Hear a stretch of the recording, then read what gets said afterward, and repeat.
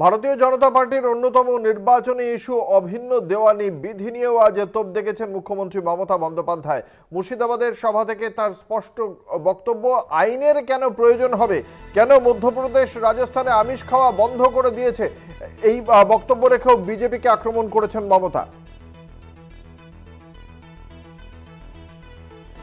বলছে একটাই আইন থাকবে, তাহলে বলুন তো, তপশিলীদের বিয়ের একটা অন্যরকম রীতি আছে, ওদের রীতি নিয়ে ওরা করে।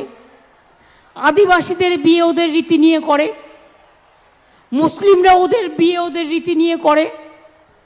হিন্দুদের মধ্যেও অনেক কাস্ট সাবকাস্ট আছে, তপশিলীদের মধ্যেও আছে, আদিবাসীদের মধ্যেও আছে, সব ধর্মের মধ্যেই আছে। বলছে একটাই করতে হবে। কেন? সরকারের ক্ষমতায় এসেই মধ্যপ্রদেশে রাজস্থানে ডিমের দোকান বুলডোজার দিয়ে উড়িয়ে দিয়েছে।